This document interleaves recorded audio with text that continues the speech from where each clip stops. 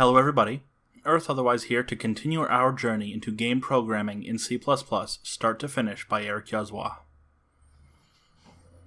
A note before we begin. If you encounter errors when compiling what we're about to write, then double check that you have correctly spelled everything in your options and not used the wrong punctuation. You can feel quite dumb when you realize that all your problems are caused by a comma or the wrong capitalization. Let's begin. You see on screen our UML document. You can see Errors.Otherwise here, which will handle our error handling. Our read_init, which will read the init file. I've added several things to this. We'll also be able to write to the init file, and this will be read_write_init. Unknown object, which we're not even going to be handling today, because I still haven't figured out exactly why we have it. Input, which is only really here to make sure that we can use the escape key to exit the window, and then open the window. Open the goddamn window is not a function that we'll be adding today, but it's funny. So, let's look at what we currently have. This one. So, we have tutorial, we have your game engine name, mine is Otherwise, and then in Otherwise H we've included SDL and glue, just to make sure that we were able to include everything properly. I'm not sure if we did this last time, but right-click and build, just in case we messed up. One succeeded. And then right-click, build, and one succeeded. Now, I believe we can actually change an option here. Maybe debug? No. Build dependencies. No. There is a way to make it so that whenever we build tutorial, we automatically build Otherwise. But I can't remember what it is. Maybe it's in build dependencies, project dependencies. Ah, here we are. Tutorial depends on Otherwise. Okay. Maybe we should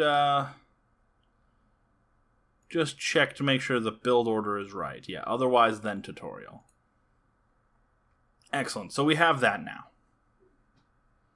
So let's begin.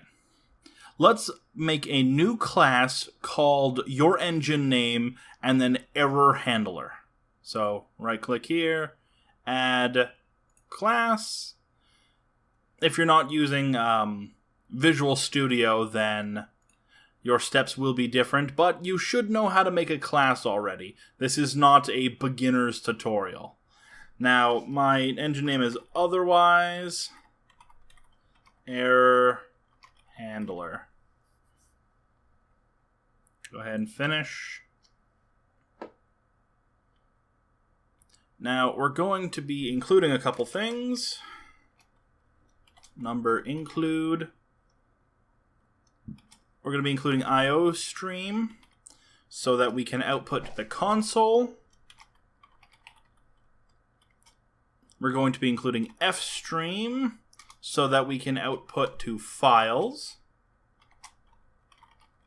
And we're going to be including a class that we don't have yet called initFile read_write.h. This is the file. This is the next class that we're going to be creating, which will allow us to read and write to the init file. It's important that we have it here because throw error, our error handling, one of our main error handling function is going to depend on being able to read whether this is whether your program is in debug mode or not, which will let it decide whether it's going to output to the console or output to a file. Anyways, we don't need a class because this stuff isn't going to be in a class because we don't want to have to instantiate an error handler everywhere that we want to handle errors. We just want to call the functions and be done with it. Now we're going to go ahead and put all this in namespace and then your engine name. Mine is Otherwise. And I use So sometimes you'll put curly braces here, and I like to put them here. It doesn't actually matter which one you do. People argue over which one's better. People also argue over tabs or spaces. I use tabs, but that's just because Visual Studio does it automatically, and I don't want to bother going and changing all that. But yeah, people argue over it. It doesn't really matter. Just stay consistent within your own code. Don't sometimes put curly braces here and sometimes put curly braces there. It pisses people off. So, now we're going to make our 3 functions. I believe they all return void. So, void throw file error.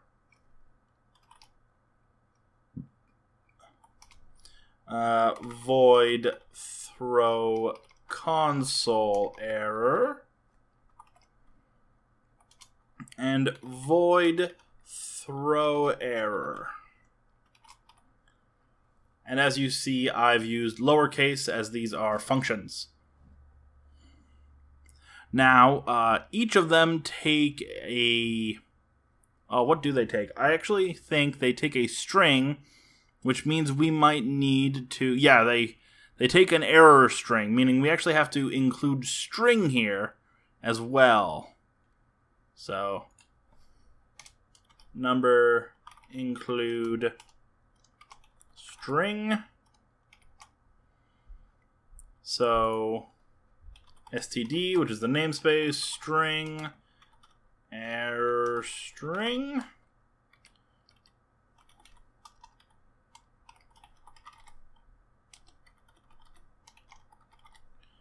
Do it for all 3.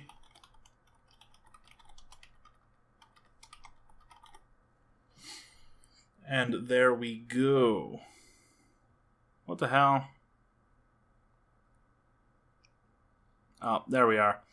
Okay, so those are our 3 things. Let me just double check my other Visual Studio because I did this earlier. Yes, we also have something else that we need to add actually. So we're also going to add a special function called dateTime. This is, it's a very simple function that I don't actually understand. But it will allow us to, when we're outputting a file error, we want the name of the file to be the date and time of the error, which will really simply do it. We also probably want it to be a single word. So actually, in throw file error, let's go ahead and put a second string called error word. Make sure that stays a thing, and have that in throw error as well.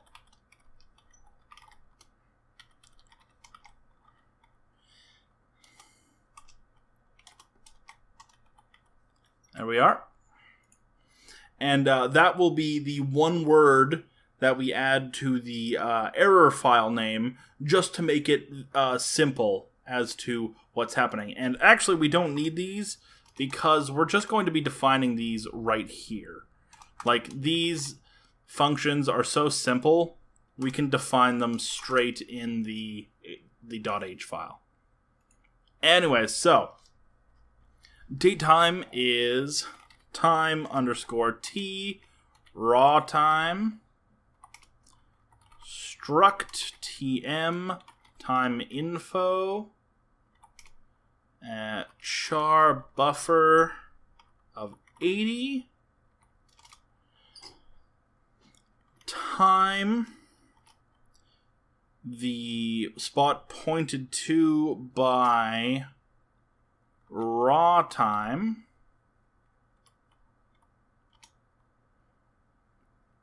let's see, local time underscore s, the area pointed to by time info, and the location pointed to by raw time.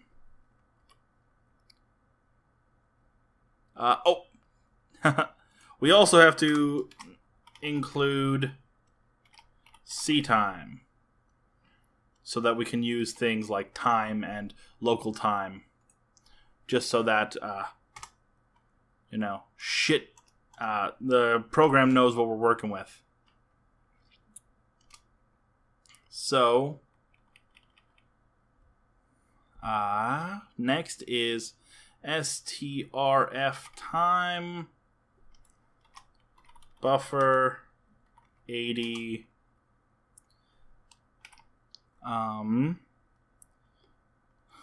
percentile d dash percentile m dash percentile capital Y, which is day, month, year, space percentile capital H, which is hour, dash percentile capital M, which is minute, dash percentile capital S, which is second, and then the area pointed to by time info.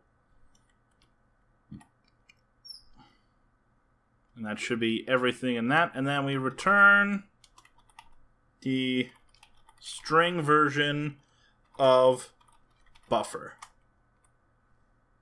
So what this does is it uses this structure and stuff to get a hold of the system time and then output this string. So I think this outputs this into the char buffer, and it does that. I'm not entirely sure about this. If you want to know about it, look it up on your own. But for me, it works, and that's enough. So, throw file error.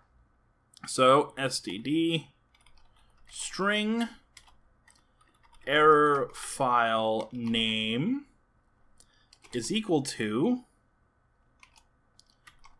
errors, and then slash, because this is going to be the errors file, and then plus date time function, because that returns a string, plus error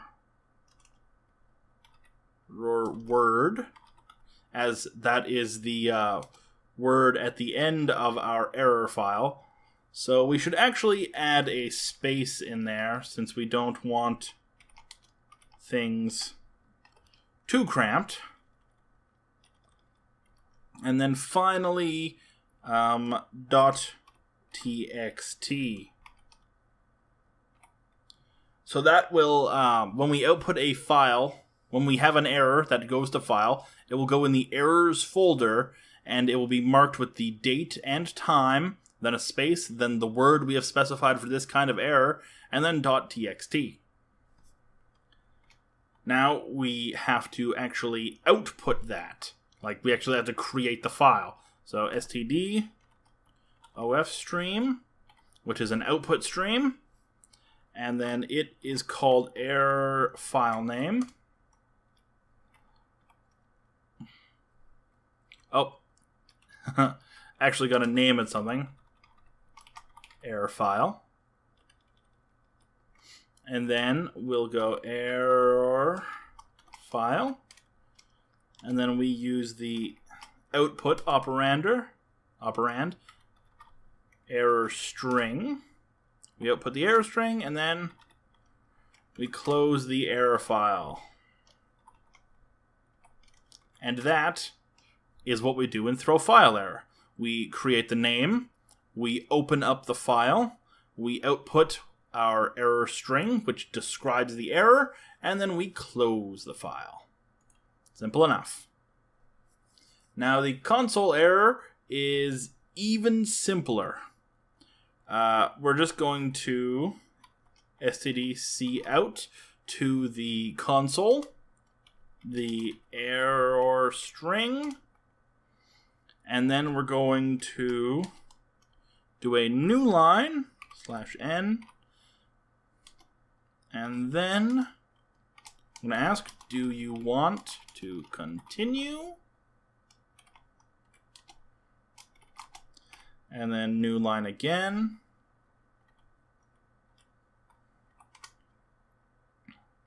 And then we're going to get an integer a, which is 0 right now. That's for checking if we do want to continue. And then we'll cin. We'll get console in. We'll get in a. And if a is equal to 0, meaning do you want to continue, is either we hit enter, I believe, without touching anything, or we input 0, which is negative in computer talk. Then we will SDL underscore quit. And we will exit with error 60, because I think that's just a random number. And it also means, I believe, that we have to include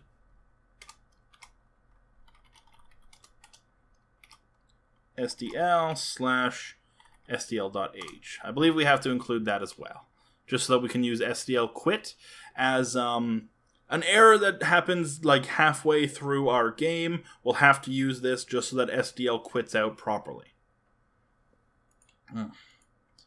And that's that. Now, throw error. We get an error word and an error string. So, first we need to check the init file to see if we are in debug mode. std string debug string is equal to debug. And then if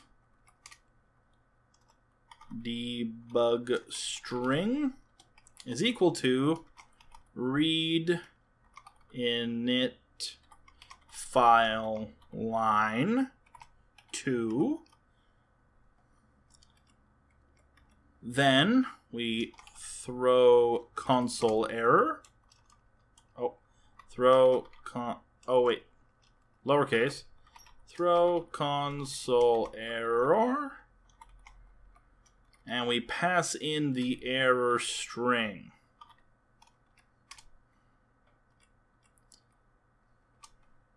Else, we are going to throw file error. And we are going to output the error word and the error string. So, the way I'm going to set up the init file is the first line is going to say which mode, and then it'll like indicate debug or release. And then the second will just be either the word debug or the word release. The way this is set up, though, if that word is anything except debug, then it'll just throw a file error. Okay, so... did we... Debug string is unidentified.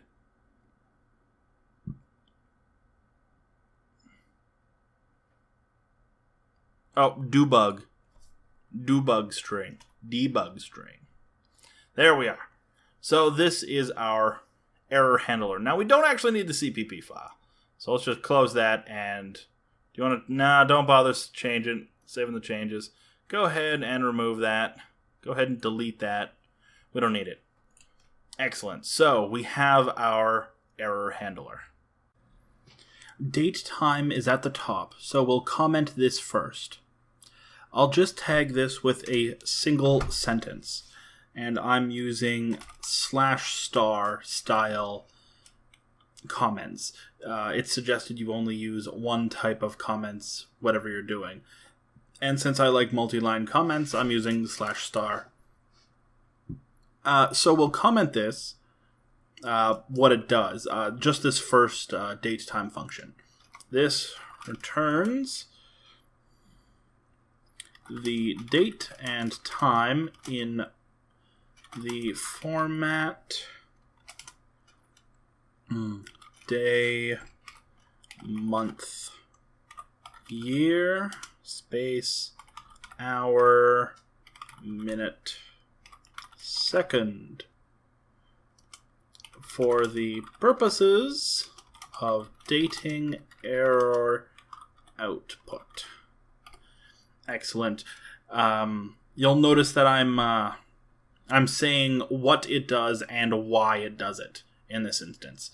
You'll notice that I like to use very verbose comments, and this is because most programmers aren't using verbose comments. They're letting their code speak for themselves.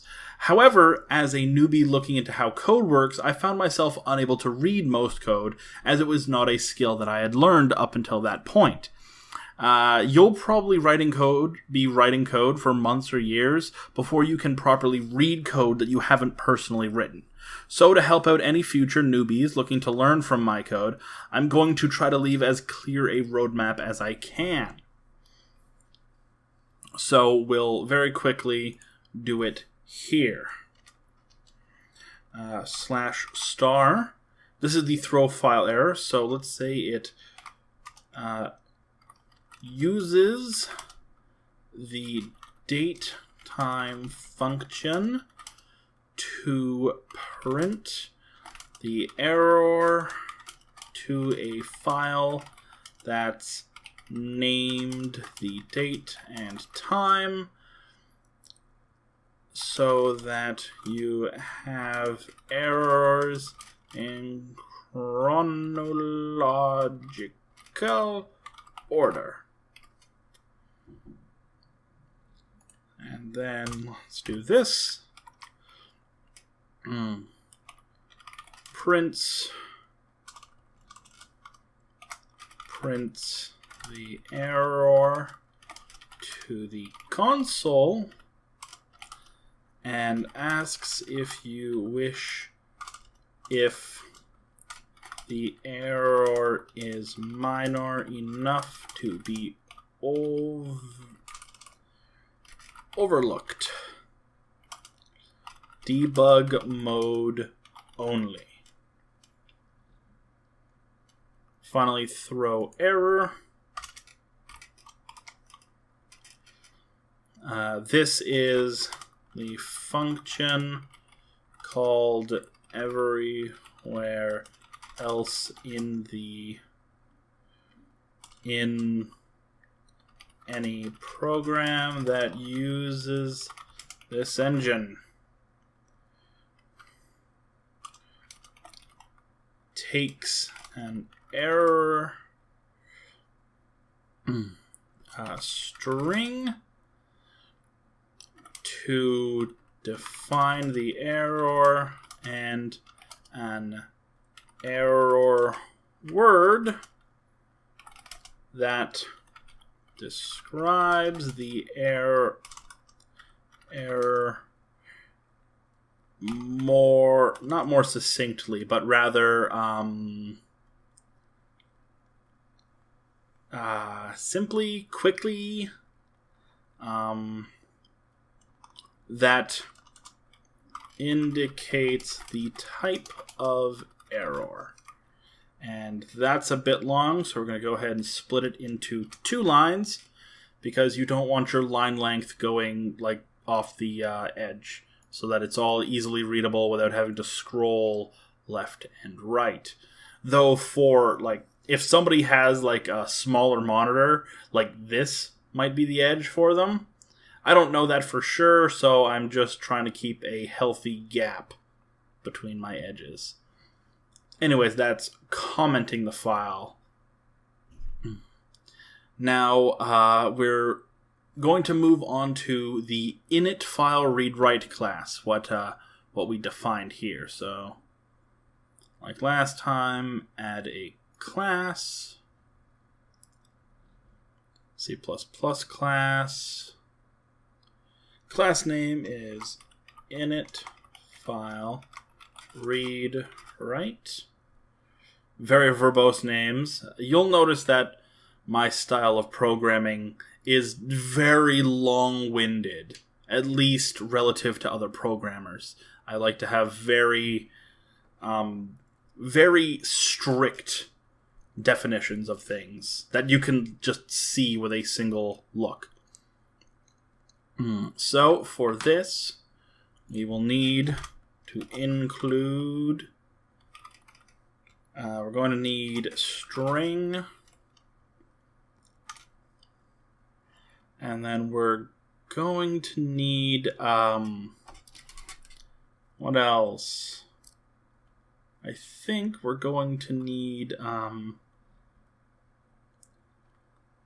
vector, I believe. Because to print out the file, to print it to the screen, to read it into memory and all that, we read it into a vector.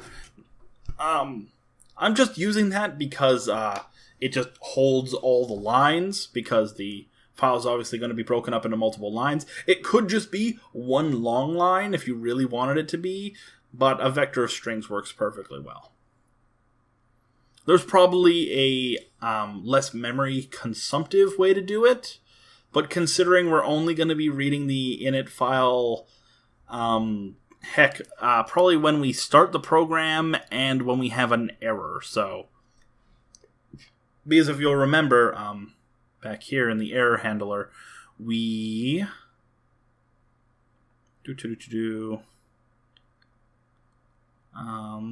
for this, for throw console error.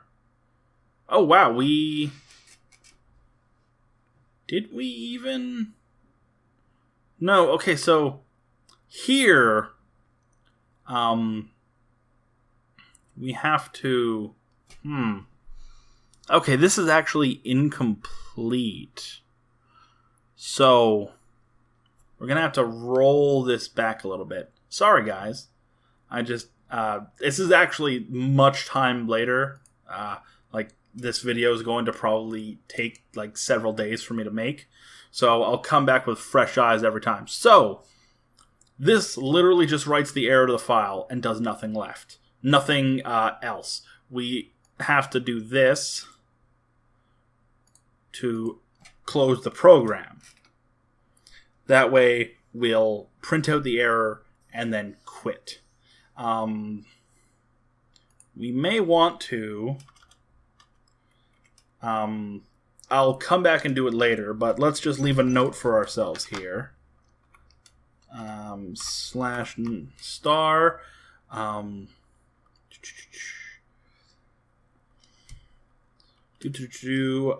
Pop up a window indicating there was an error. Print out the error word and error string, as well as telling, as well as the file path to the error file. Actually, let's not print the error string.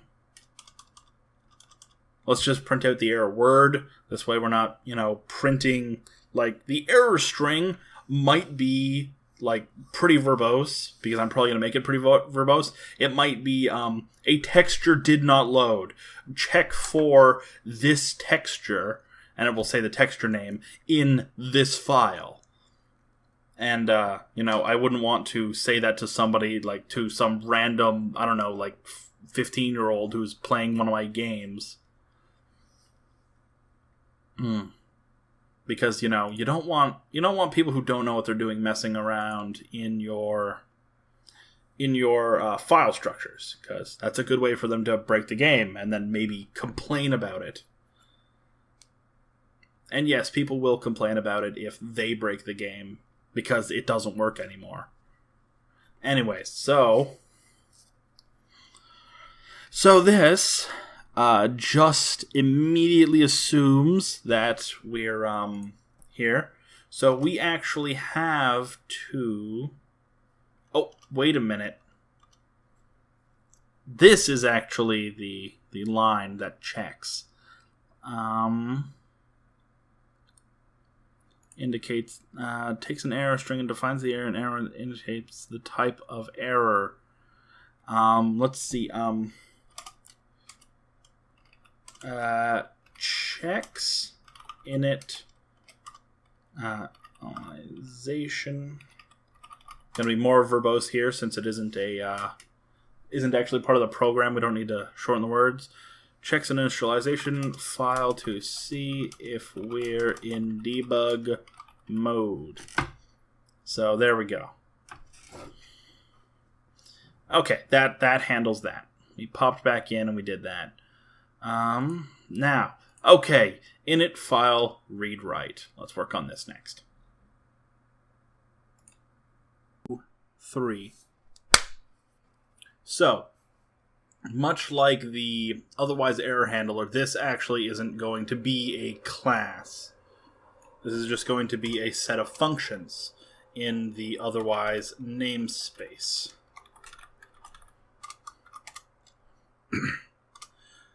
This is going to be a few functions for just reading and writing to the init file, which we may want to do anywhere from within our game.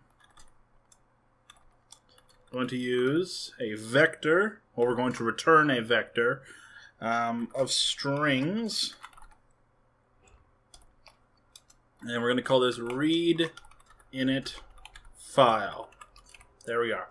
That is literally just going to read the entire initialization file and print it. Let me just... maybe I should probably make the comment before I even do it. So, read the initialization file and make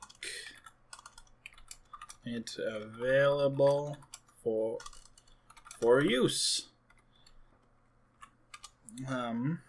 std vector.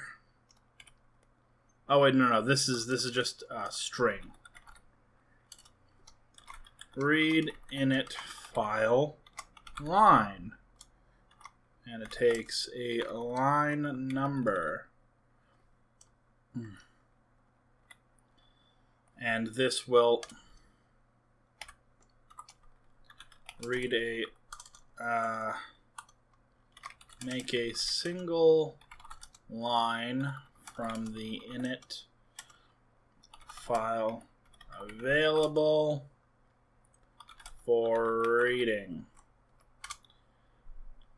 Now, when most of you guys make your stuff, you don't need to add all these super verbose comments to every single thing. As I mentioned, the code mostly speaks for itself. This is just me being overly, I don't even know what the word is. Whatever, moving on. Void write init, capitals, write init file. And this is going to take a vector of strings, and we're going to call that init contents.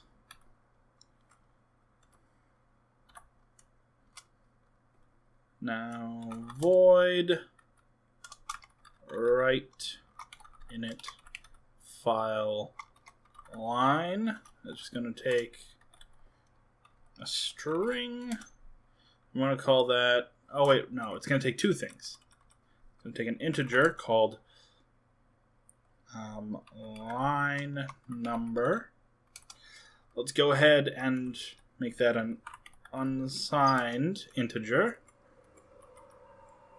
Unsigned integer, which will stop us from using negative numbers. Because it would be really dumb if we accidentally asked for line -1. Placement string. Okay, so that's going to be our stuff. And a comment.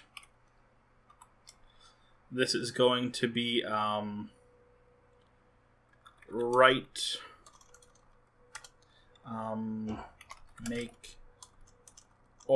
make or replace the initialization file We'd only really do this if we wanted to rewrite the entire file. Which is sort of a thing that we have to do, because it's kind of really hard to just write a single line in. And then...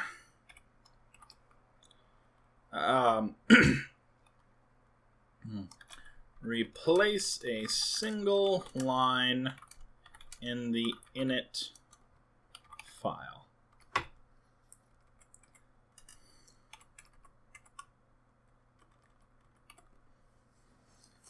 There we go. And now let's go ahead and create definitions for them. I can do it this way. You might have to do it the manual way.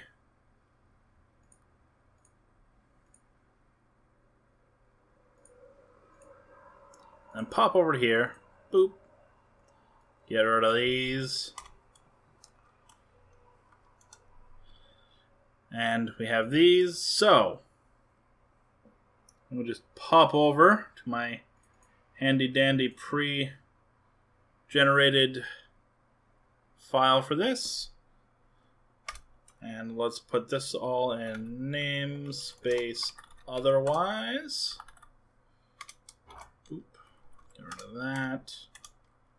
Enter that. And Visual Studio will actually tab that all up for me. Okay, so the first one. So we're going to get rid of this little return here, because we're going to use this little vector as our return vector. Excellent. And now we're going to use an if stream called init file, and it's going to open init.txt. And yeah, we need to include fstream, which gives us access to input and output to file. Now, we created our return vector, and we opened our file. Now we're going to go ahead and check if the file is open. If init file.open. I think that actually does open it, if it isn't open. So, oh, not dot open, dot is underscore open. That will either open it automatically or just check if it is open, because it like opens automatically or something. Now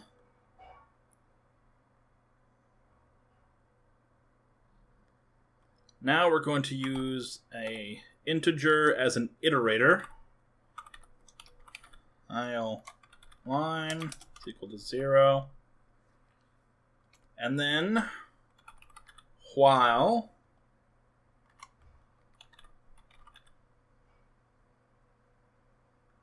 get line, we're going to get lines from init file. I'm going to put them into return vector.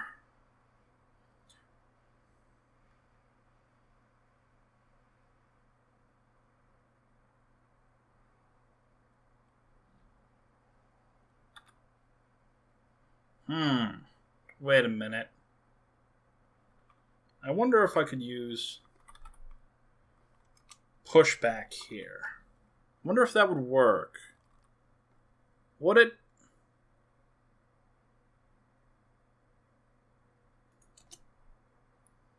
I don't know if it would. I don't think it does. Yeah, so that's, I believe, why we used the iterator in the first place. Init file line. There we are. We just we get the line from the init file, and we put it in init file line. Close that properly. And then, because we're doing a while loop, we need to go ahead and file line. We need that to go up by 1. Okay, that's good. Our while loop is good. Our if loop is good. So what we have here is our return vector, our vector of strings. Our init file is opened, init.txt. If the file is open, then it will, if like the file can be opened, then we read the file. Let's go ahead and create an else statement.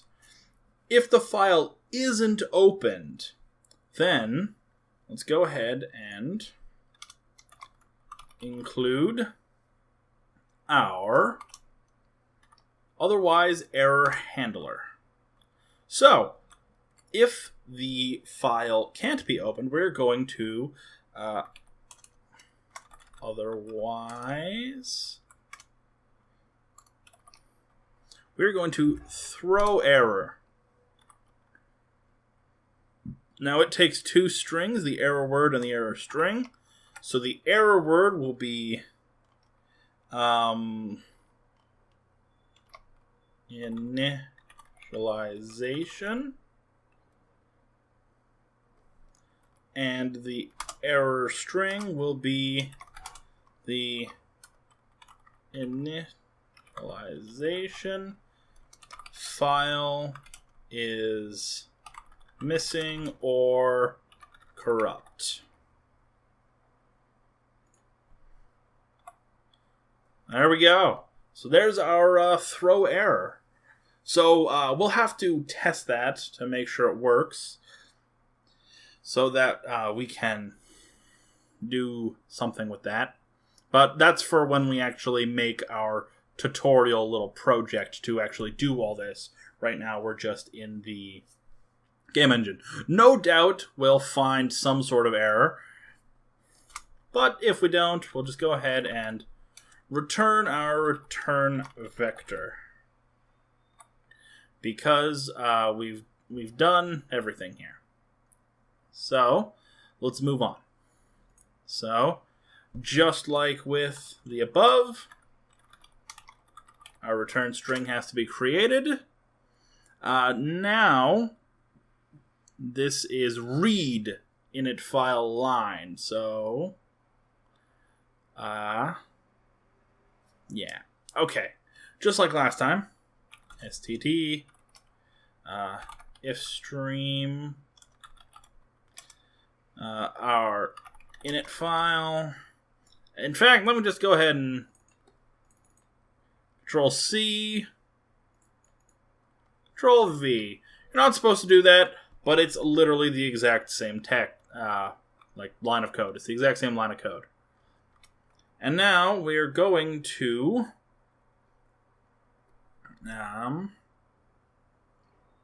we're just going to iterate for, let's go with unsigned int I is equal to 0, so long as I is less than the line number, then I plus plus. Now for all of that, go ahead and get line. Oh, no, it's just get line. I believe the SDL get line was overwriting what it is there. But we're going to get line. Oh, there's a little red bar there. We forgot the first return. There we are. Now we are going to get the line from init file, and we're going to make return string the string that we are doing. We forgot our little if-else statement here. So we always have to make sure that we are checking to see if the thing is working. Because if the initialization file isn't there and we try to read from it, it'll be like, yep, that doesn't exist. And yeah, there will be problems. And we do not want those problems. So, yep, if everything went fine, we now go ahead and return our return string. Make this a little prettier. Nah, not there.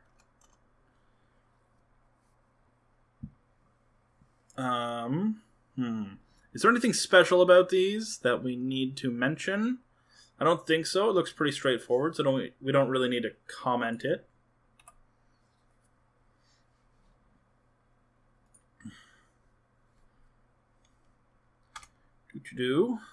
Okay.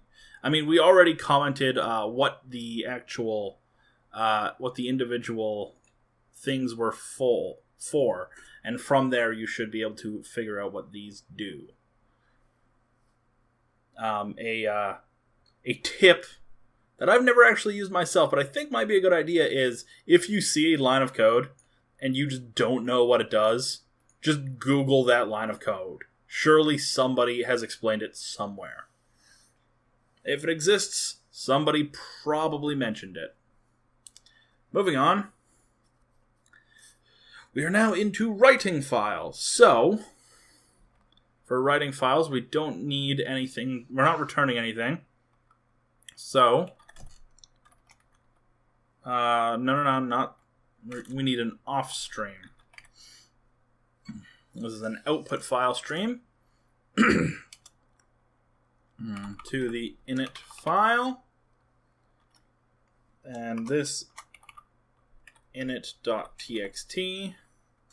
We are hard coding in here that the init file will be in this folder. We could change that somewhere, but I don't really care.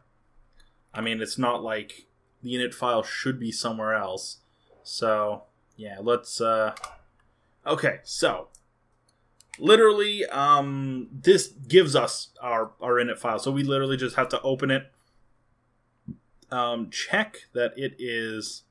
I think I can actually, Control V that. So, let's go ahead and actually... Let's go ahead and quickly do a little something that will help us. And then let's get this if statement up here. Control C, Control V. There we go. Okay. Let's just go ahead. Wait a minute. I don't think we have to do that. Maybe. I don't know. I mean, it still works. Maybe I should pause and check it. Maybe not. I don't know. Let's just go on the safe side and say the initialization file could not be created, because this will create a whole new init file. This one requires an init file to exist, so this is where it should be. So actually, I probably should have waited to change it. But let's copy all of that, because we actually need all of it in the next one. There we are, reuse of code. And then let's copy that.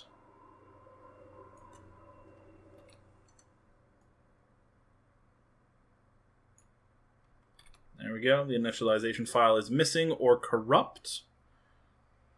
And I believe this second one actually requires input and output, but we'll move on to that in a minute.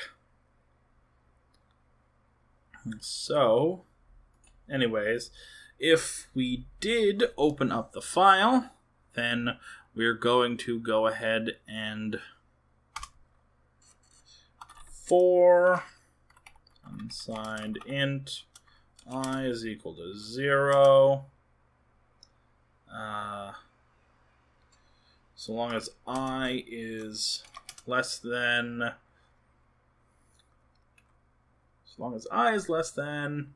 Sorry if I'm being slow. I'm just looking over here at what I did earlier. Like, I want to actually type this out for you guys because I don't want to just show you guys a bunch of stuff. And also, it shows you down here in the magnified area what I'm typing. So a lot of people were saying that my doing it like this with such small text can be really difficult to read. So that's why I added the magnifying glass. Not sure if I mentioned that before. I probably did. Anyways, moving on. So long as I is less than init contents dot size I plus plus.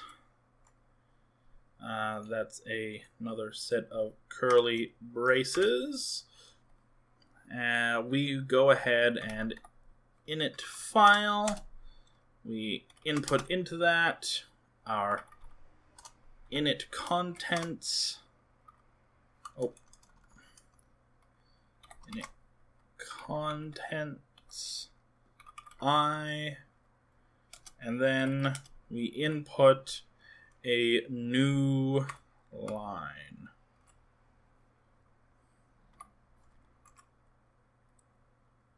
So after we do that, we go ahead and go init file.close. Is when you're writing to a file, when you're reading from a file, no, writing to it? Yeah, when you're writing to a file, you have to close it. You might have to close it here. I'm not sure. I'll double check at some point.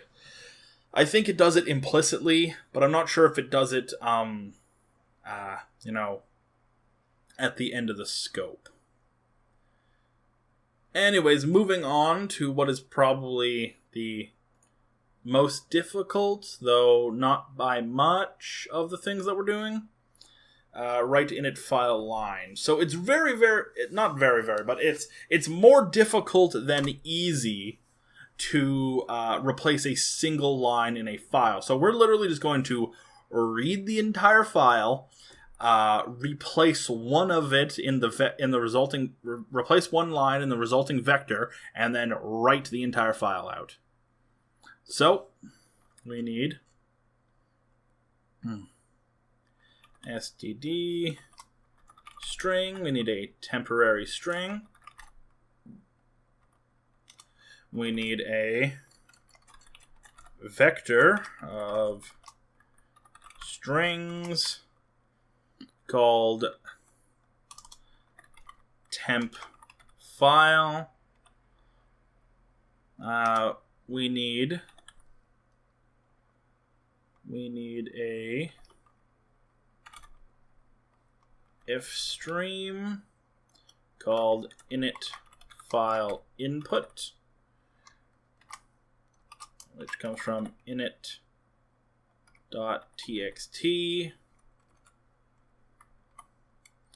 Now we need to have... we don't actually need that, because I remember the quote-unquote clever way that we write the file. So, init file, we can just call it init file, I think. Now, here's actually where it might be important if the init file is open, because I'm not sure if you can have it open in an input file and an output file at the exact same time. That's a question. That's a question that will be answered very quickly once we're able to get this. Anyways, we need a unsigned int iterator, an iterator. And okay, so in computer terms, the first line is line 0, but that's not intuitive, so I'm going to make the first line line 1. So, if we're open, then we're going to while, we're going to get line, init file, and we're going to stick it into temp string.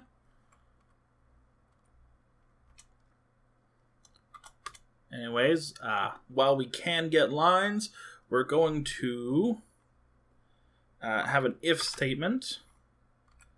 If the iterator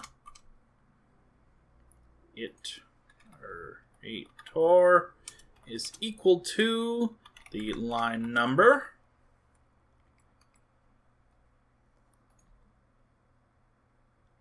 iterator. What the heck? Okay. Weird. I'll handle that later. Anyways, if the iterator is the line number, then in temp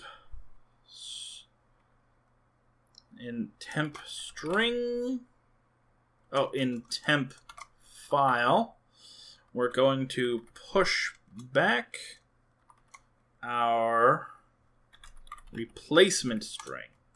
So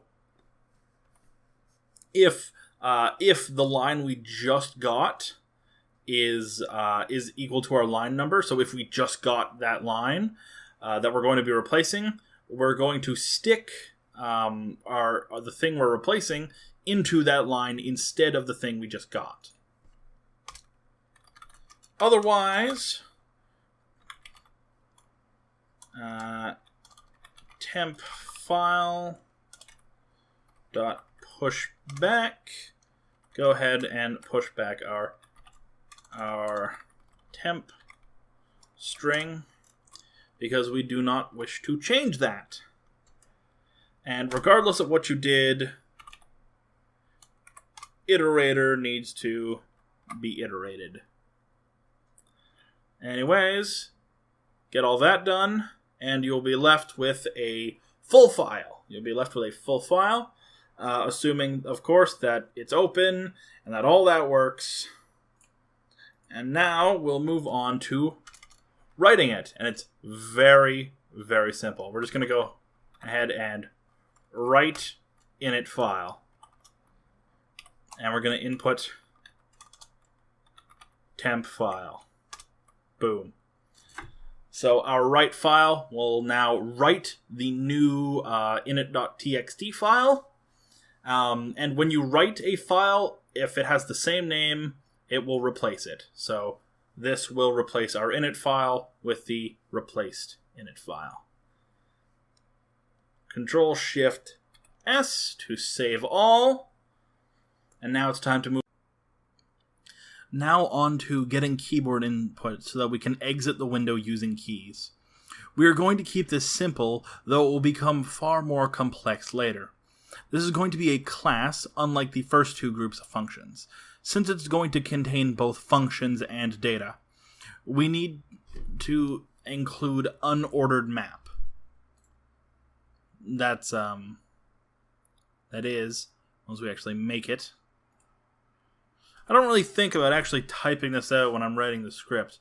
I really should just write the script after I type it out. Anyways, this is just going to be our input handler, or otherwise inputs, or how do we handle this? Let's just say should we just make it input? Let's just go otherwise. No, because that's we don't really need to name things otherwise unless it's very specific. Like, there are many error handlers. I mean, there are many inputs, but I mean, is this going to handle all of our inputs?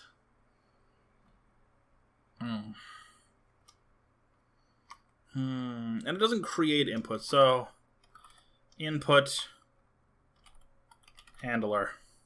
Yep, we're going to call it that. We're going to call it the input handler. Finish. Yes. And this is going to be a class. And as I mentioned, we have to number sign include an unordered map. This will hold the data for our keys, our buttons, our letters, our, it's called a keyboard, so I guess keys is the best word, but it sounds weird because, keys. Anyways, let's scroll down a little bit and see. Okay, so we need a few functions. Void press key. This is so that when we press down a key, and it registers it, we can call this function to say, hey, this key is down.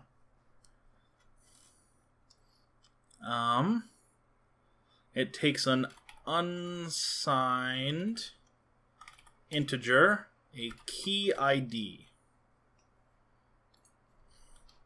Now we go ahead and comment this. You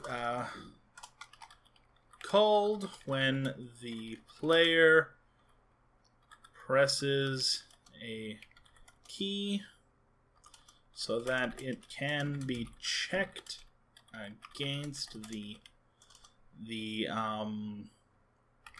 key bindings.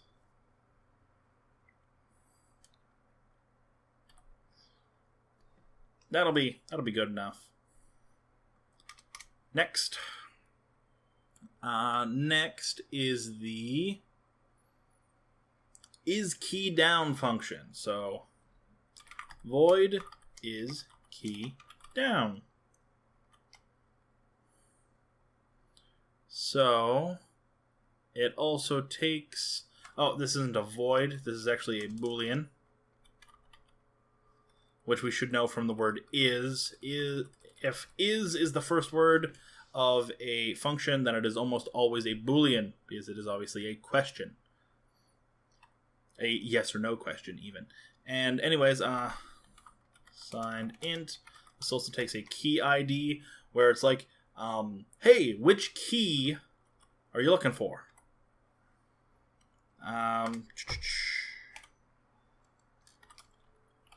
Check if a key is currently down.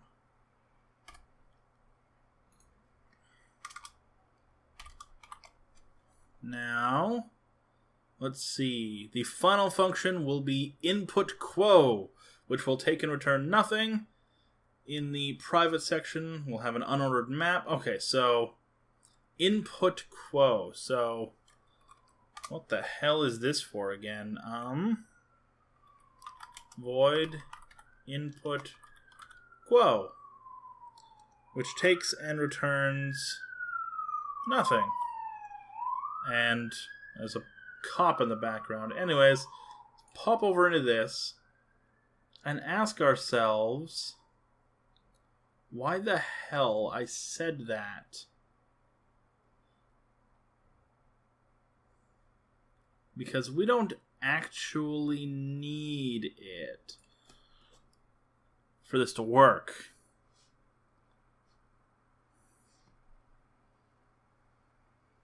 Let's get rid of that until such time. Like, I think I know what I was trying to do. I think I was like, hey, we could quo up input. So you could, like, type in, like, a whole bunch of crap. And, the game would remember it. And it would do it in order as it applies. But we don't need that right now. We just need the private section. Private. Oh yes, all of this is obviously in namespace. Otherwise, open that. Close that. And in the private section, we will have our unordered map. std unordered map. Now, maps are a maps are a key system. Okay, so like let's unsigned int and and a bool. So you give an unsigned int, and it will tell you the related bool. You give it a bool, it will. I think if you give it a bool, it will give you an unsigned int, or if it might only respond to ints. Like if you say, "Hey, what is the status of this first thing?" It will give you the affiliated thing. M. Are we using M for member variables? I think we are. Yeah. M key map.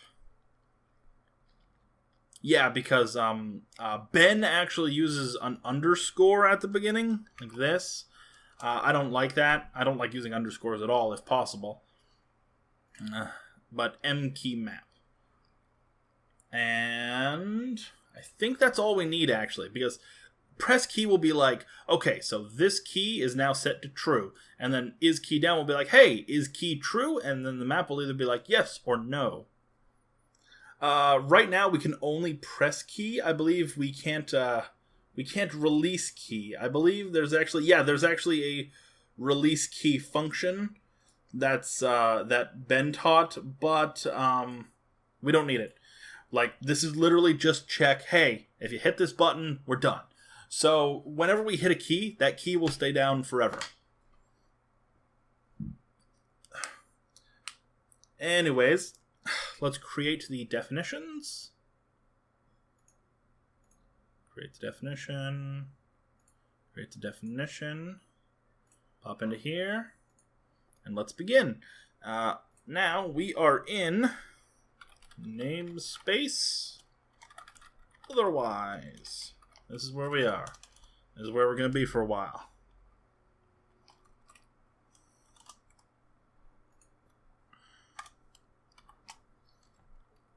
So, we have these two. I don't think we have to do anything. But we do have to do something for these. So,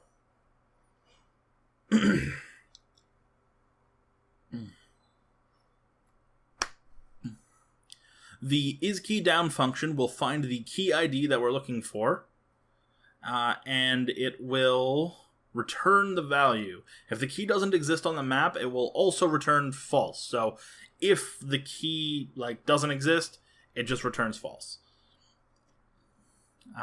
Let's see. Keys press forever. Yeah, I mentioned that.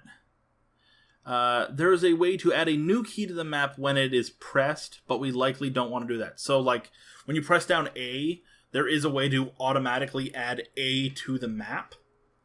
I think just by looking for it. But we are not going to do that, obviously, because we don't want to, just add random shit to the map. Especially if we're not looking for it. It's just... So I think I've realized what input quo is for. And it's to replace something in Ben's version that I don't like. But let's just go ahead and do this quickly, because this is really, really simple. So it's M key map of the key ID. Set that equal to true. So yeah, the thing corresponding to this key ID, set it to true. It has been pressed. The note here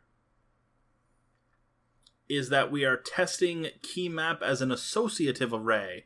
If key ID doesn't already exist in key map, it will get added. So yeah, okay, so in this, just by doing this, if the key ID doesn't exist, it will be added to the map. So I don't really want to do that, because as I mentioned, it's a waste of space, but I'm not going to learn how to change it. Now, in the isKeyDown, let's see, we have a note here. We don't want to use the associative array approach here, because we don't want to create a key if it doesn't exist. So we do this manually. Okay, so here we use an automatic iterator, which will set itself to whatever we need it to be. mKeymap.find, and we're going to find the key ID. Not find the key ID, and then if it is not equal to mKeymap. God damn it, that doesn't always work. Keymap dot end, then return it second. So it will return the it just returns the Boolean of the iterator.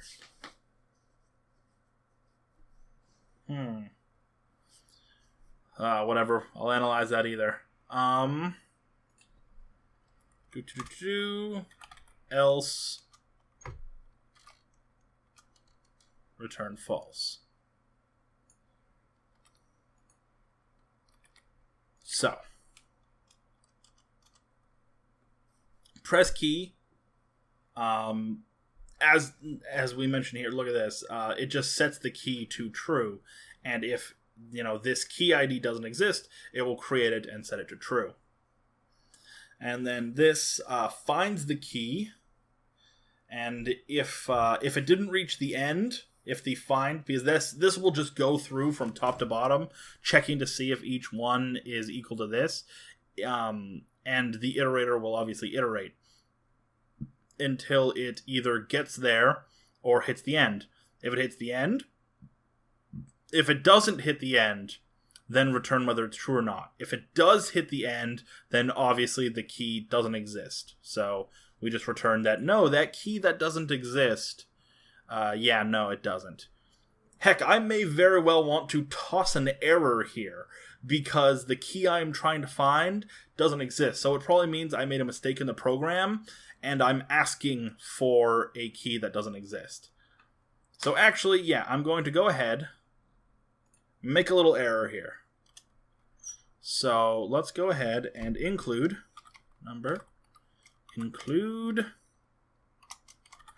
otherwise error handler. Let's go ahead and throw an error. The error is going to be called key bindings.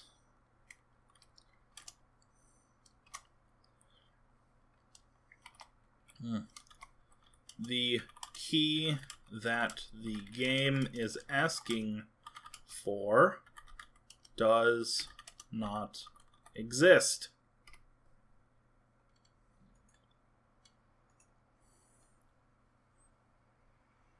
So does not exist, but is not present in the key map. More specific for me, so if this pops up. And I mean with this, I guess if with error codes, you can literally just put a number and then just have somewhere in your files, like just a list of numbers and what they all mean. But I mean, I just prefer it this way, so that, like, I don't know, if a player wants to fuck around with it, they can. Okay, so that's that. We'll come back to the whole quo thing in a little. Now on to the actually important part of this tutorial, actually opening a window. We'll be using SDL.h and glue.h and string. So go ahead, add a class, call that class window. I kind of want to say window handler, but I mean, it's kind of obvious that it's a window handler. So calling it window is fine. As I mentioned, we're going to go ahead and include SDL/SDL.h and include, I believe it's, yeah, GL glue.h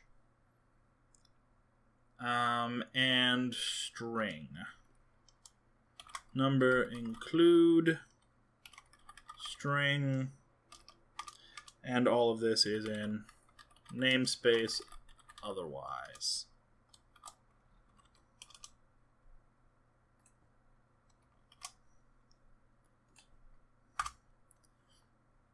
Okay, so our window class. Before this, we're going to create an enum, an enumerator,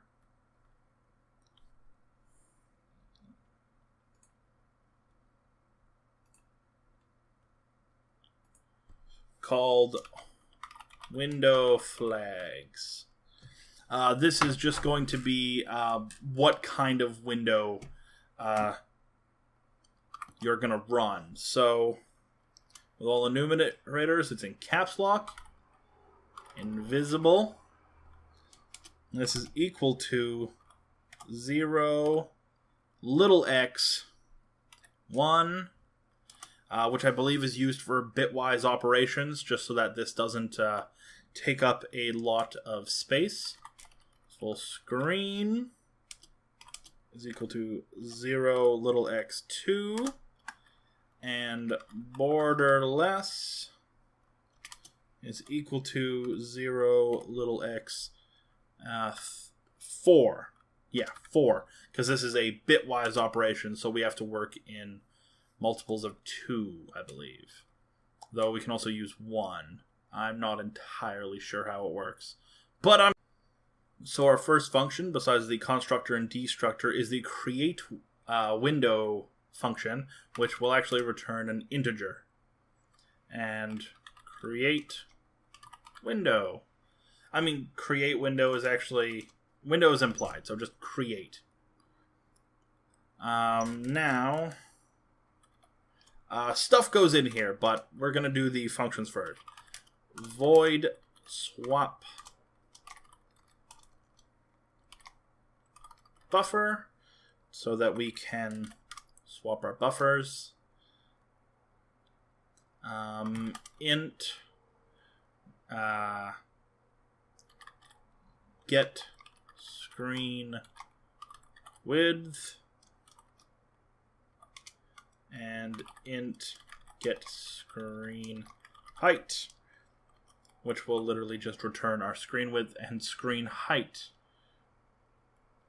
So the create function takes a string called window name, as well as, I want to make these unsigned. Unsigned. So we don't want negative of those. Standard string. Oh, yeah, I included string, so yeah, that'll go away in a minute.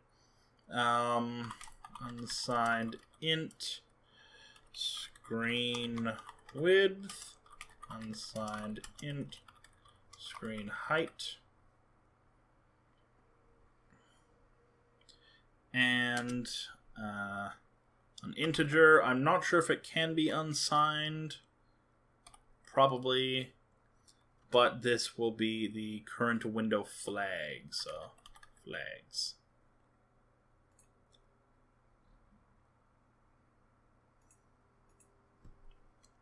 Or rather, current flags. These are simple. They're literally just return m screen width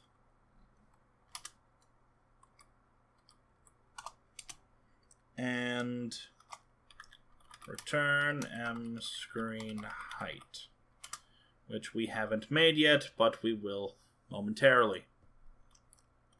Now, private. In here, we will create an SDL underscore window pointer called m SDL window. And we will create our unsigned ints m screen width and m screen height. Excellent. So, go ahead and create the definition for these. Pop into here. Make sure everything is in namespace otherwise, or your game engine name, because it shouldn't be otherwise. I told you specifically not to make it otherwise. And you'll have been catching this all... Okay, so... we're going to do some flags. We're going to do some flaggy things. So, first, we have to do uint32, which I believe is some sort of 32-bit universal integer or something. Flags is equal to SDL underscore window underscore OpenGL, which I believe sets it so that it doesn't set it, but it gives us the ability to set our window to being an OpenGL window. Let's see. So, m screen width is equal to screen width, and m screen height is equal to screen height. That's simple enough. Pop back in here. Exit that. I think create and swap buffer are and as well as these are simple enough that they don't need any comments. This might actually. This might need a comment.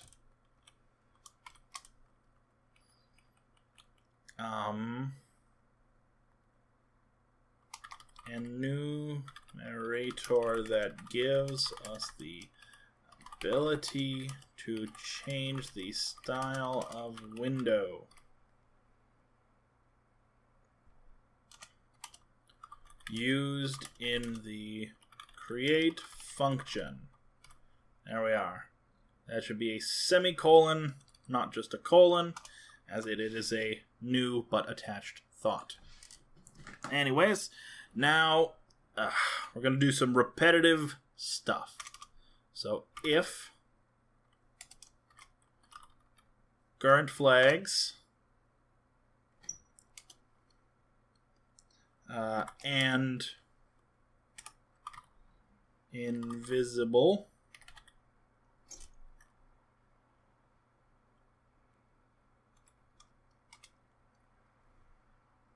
then flags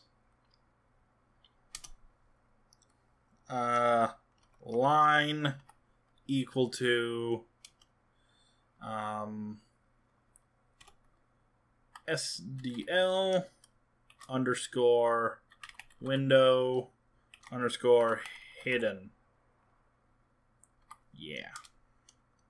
So, if I believe these are bitwise operators. So I think this is checking for certain bits, and if the bit, like if invisible was indicated with this, then set it to this. Ben explains it a lot. I'll probably link the video where he explains it below. Anyways, we have two more of these. Let's go ahead and actually copy this part anyways. Control C, Control V, and then we can just type in full screen, then flags, bitwise operator, and then SDL underscore window underscore full screen underscore desktop. And finally, Control V, if it is set to borderless,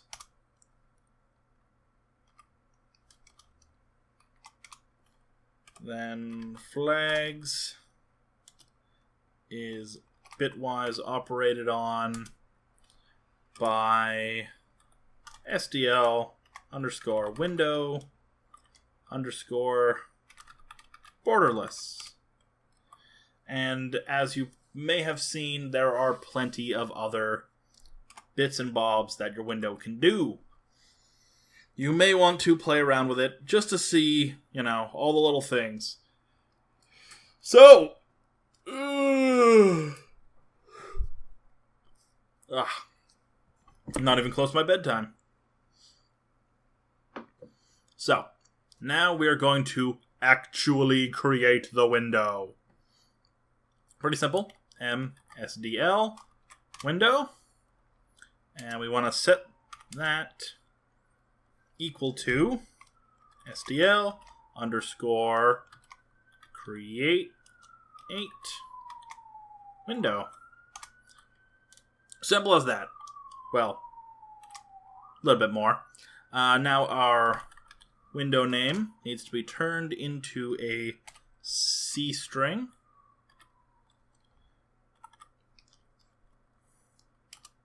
We're going to set the SDL underscore window pause to centered. That is the horizontal centering, I believe. And then SDL underscore window position centered. So yeah, that will make it appear in the very center of our screen.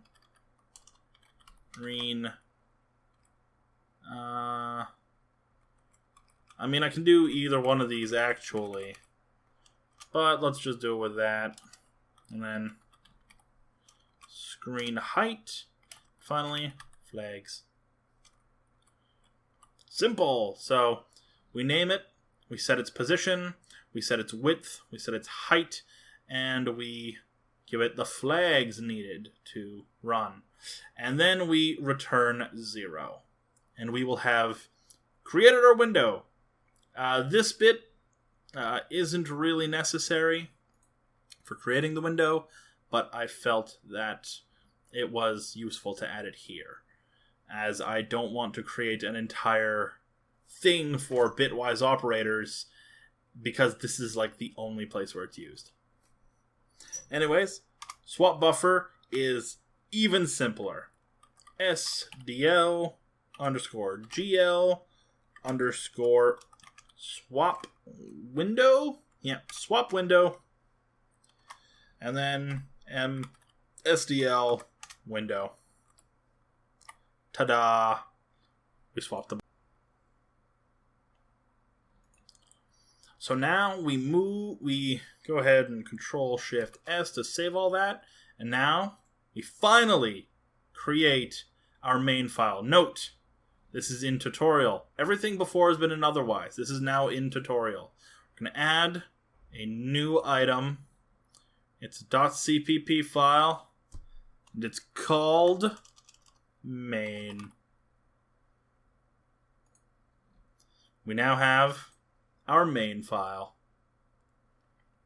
Let's see what's going to be in our main file. Oh, gotta scroll up a bit. So, here we are. Okay, so the Quo event. So, Ben has, well, not just Ben, but everybody uses a polling event, an SDL poll event, in order to get keystrokes. So, we need a way to do that. I'm going to skip over that for now. But for now, we're going to include pretty much everything, except perhaps our error handler. Just just so that we it'll get called. So let's go ahead and include. We're going to need. What are we going to need? We're going to need input, handler,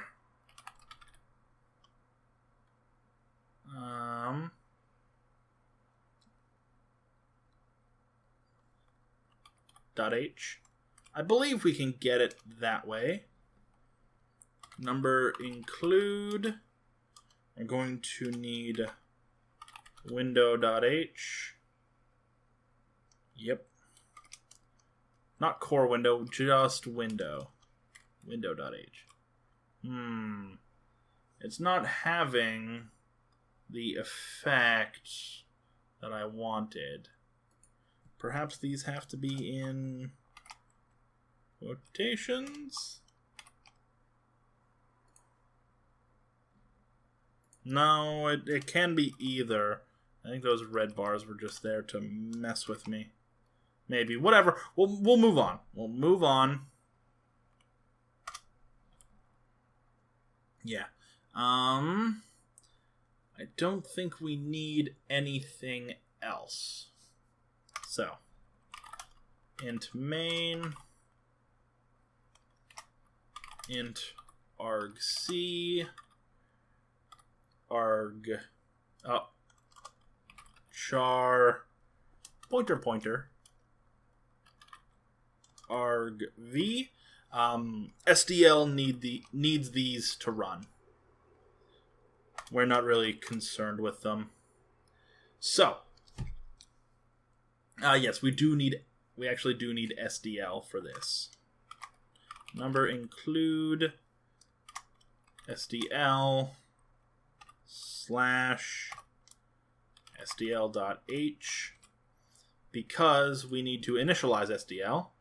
So SDL underscore init, and we're just going to initialize everything. Literally, it's called everything.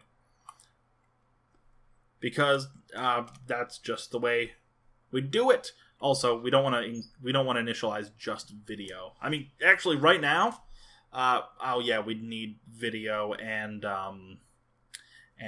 input, but it's fast and easy to just initialize everything.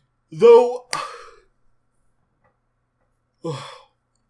the init everything shouldn't put much of a strain on, but if we do eventually want to milk out every second of efficiency, every microsecond of efficiency, we might change that to initializing only what we need if we don't need all of it. Now we're going to go ahead and set the SDL attribute underscore GL underscore set attribute to SDL underscore GL underscore double buffer. That way we can draw on one buffer and one. I forget what that one is for. I think that's like one extra buffer or something. So that we can draw on one buffer and then display it rather than having to draw directly on the screen. That would create massive tearing. Just tearing all over the place. Now we're going to create a new window. Otherwise, window New window. This will probably... Yeah, it says it's all crap. It's all crap. You can't use any of this. I don't know what the hell you're talking about. Let's see what happens when we build this. Right click.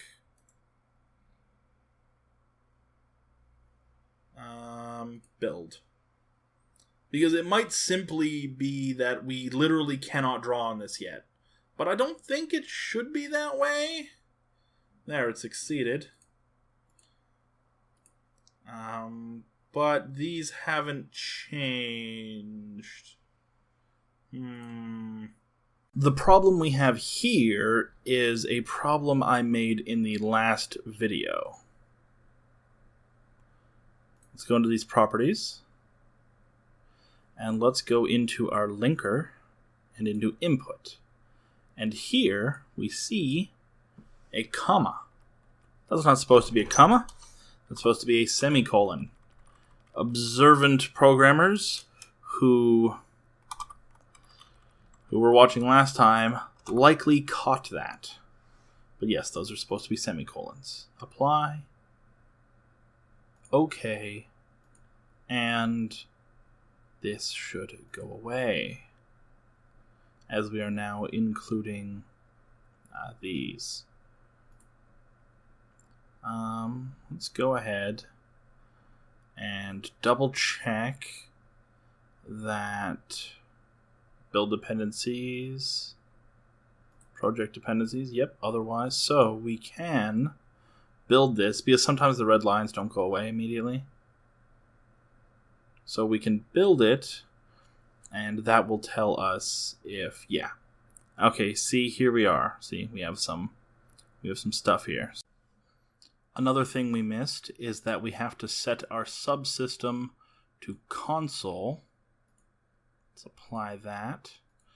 But that was not the problem that we're looking for. Is actually here. You can see $solution dir, but not the rest of it. We're actually missing something here. We're missing your engine name. Mine's otherwise /. This will let us include things in the otherwise folder. Apply. Okay. There we go. Ta-da! Now let's build. Oh, must return a value. Return 0. No errors. Let's go ahead and real quick pause this. We're not actually done yet. We still have to create the a couple of things like the quo and escaping using a button. But let's go ahead and pause this really quick. Let's go ahead and cin. No, not that.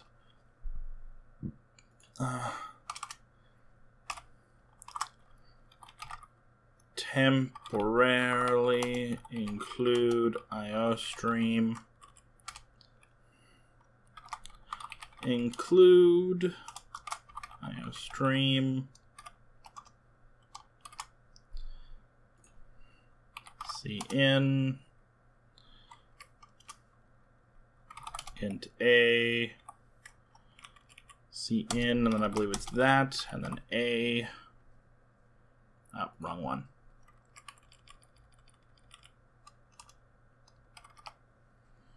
There, that should pause it. Build it. Cannot open file sdl2.lib. Okay, so I've mentioned before, watch your spelling, and this is a prime case. 2 S's. That's all it takes. 2 S's. Let's go ahead and build these. Bunch of warnings, but it should be fine. 2 succeeded. And then let's go ahead and hit the local Windows debugger to... We have this. And we may have a window soon. Oh wait, no, we may get an error because we don't have an init file. Oh wait, no, I don't think I called anything about the init file. But we do create a new window. We don't call create, though. So let's exit that. We have to call create. So yes. New window dot create. And here we'll call it just window. Let's make it 500 by 500. And let's not set any flags. There we go. Boop, let's hit it. Smack that. And there we are. We have a 500 by 500 window in here. And we can't do anything with it because it has no functionality. Now let's go ahead and give it a number, and it'll close. Excellent. Now let's give that window. The final thing we have to do all the things that we said we were going to do in the beginning is to create the input quo, the thing that I mentioned earlier. So we're going to pop into input handler, and we're going to create an input quo. Let me pop up my second thing just so that I can see the code. So, okay, so I think this doesn't need to return anything. So, void input quo. I don't think this takes anything either. It literally just creates something. It will press keys and it will release keys and stuff. So create the definition. Just pop in here, input quo. Okay, so in input quo we have to do a couple of things. We have to create an SDL underscore event, which is what we're going to be using to we gotta call it something. EVNT. So just event. Also, we should pop up into here and use comments to define what this does.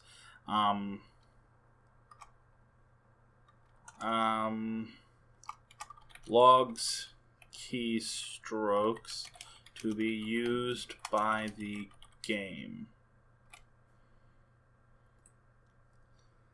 So we have that, and now while there is an SDL poll event, SDL underscore poll event, so long as an event exists, and then we'll give the address pointed to by EVNT. So while that exists, we're going to pop into a switch statement based on the event.type. And this will just, like for example, our case will be SDL underscore quit is a type of event. And then in the event of this event, we will go ahead and maybe just force exit the game right now. So the same thing we did in our error handler. Let's pop up the error handler.cpp file. That's input handler. Where is error handler? Am I just not reading this? Am I dumb? I'm probably dumb. Input, otherwise error oh, I guess it's all right here, so let's just copy that and put it into here. There we are. So in the event, and then break, though I don't think it will have to because it will have quit by then. So the next is case.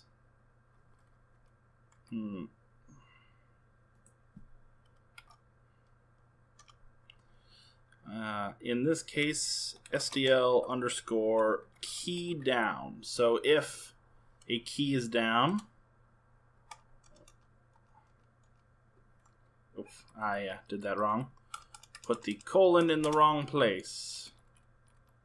In the event of SDL key down, we're going to call press key. And we are going to have an associated key ID given to us by SDL, by the event dot key, because it's a key event, dot key sim dot sim, which is an SDL event type of the keyboard. It is and then the keysim.sim is the ID, which I believed it is an integer. So yes, we're going to press key that, and if you'll remember, press key just sets it to true. So this will just set a key in our key map to true, and then we'll break. And you should always have a default, unless you very specifically don't want a default, which is just break right now. So if we do something that isn't one of these things, it's just going to get out of there. So yeah, that is our input quote for now. We'll also have things later like key up, mouse button, mouse movement, all that. But right now we just need to check if the key is down. So we'll go back to our main. So we've created the window. And now we need to create an input handler. Let's call it new input. And I believe new input creates itself all on its own. Now we're going to go ahead and let's use int a as a little checker, and to indicate that it is going to check if we're quit. Let's go. Let's just use a boolean. It's easier. Boolean. Bool.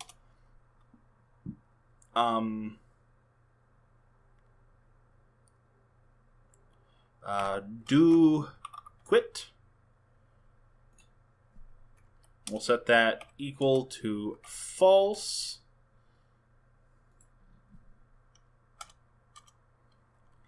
And then while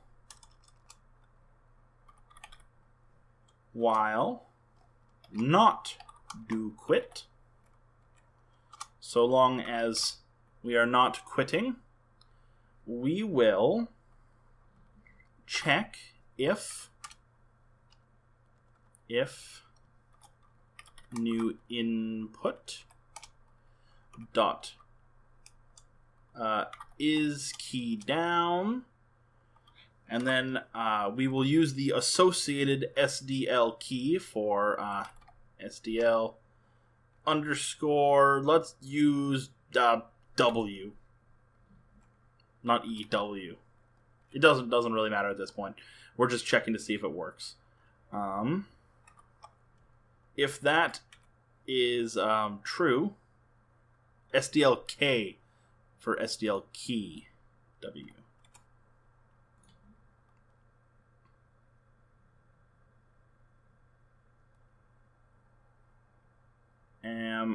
Did I write that wrong? SDL underscore K underscore W? Don't think I wrote that wrong.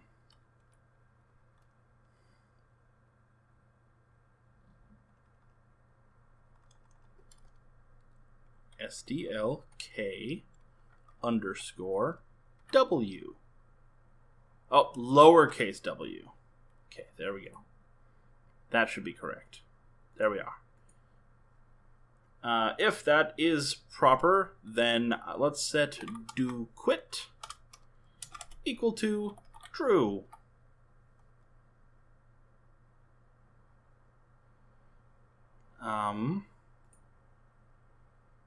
Now we are going to, well, do quit. This is essentially our thing. So set do quit to true, and if it's not true, we're just going to go ahead and new window dot swap buffer. So print to the screen again if we haven't pressed W. So let's do this.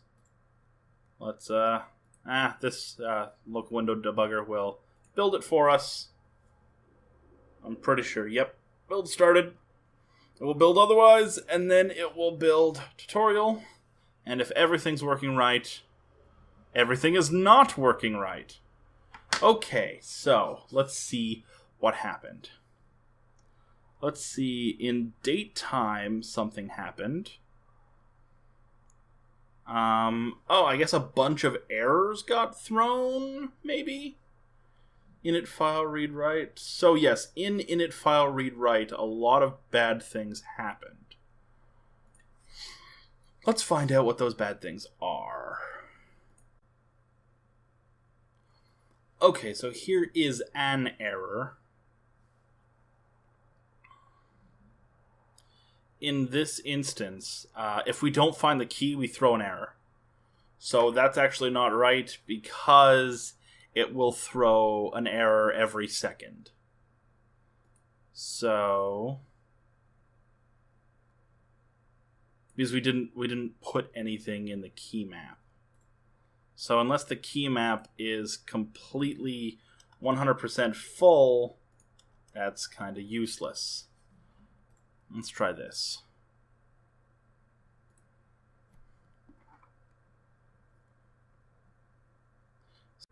Here, we actually want to return false. That way there's always a return path.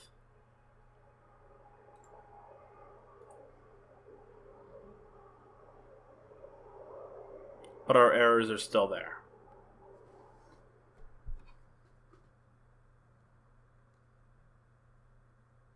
SDL. Now that shouldn't be the problem because it's also included in the errors, the error handler. But we should include it just in case. You should include everything you're using in your header files. Yeah, it didn't solve it. But yeah, you should include everything you're using in your header files. In case you're going to like move your files around to different projects and whatnot.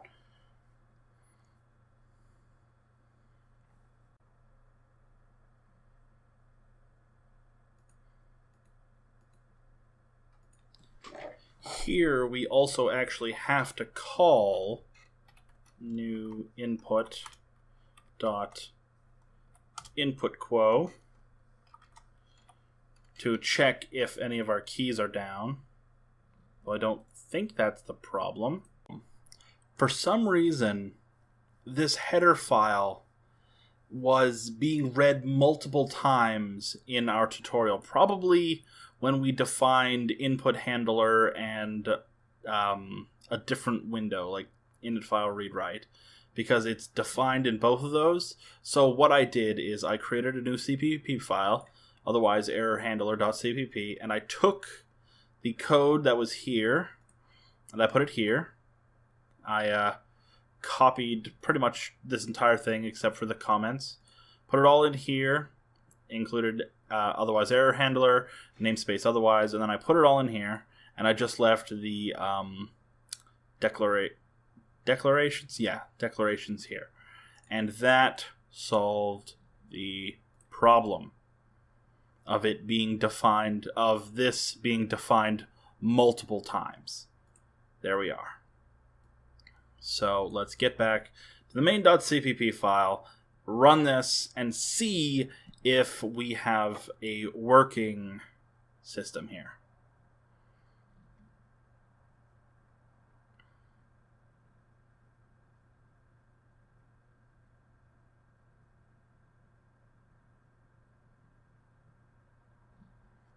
we have a window. We can now move this window, and if we hit W, the window goes away. Congratulations, ladies and gentlemen. You have created your first simple window that you can interact with your keyboard. Is there anything else we need to do in this video? I know it's already gotten pretty long. Let's see.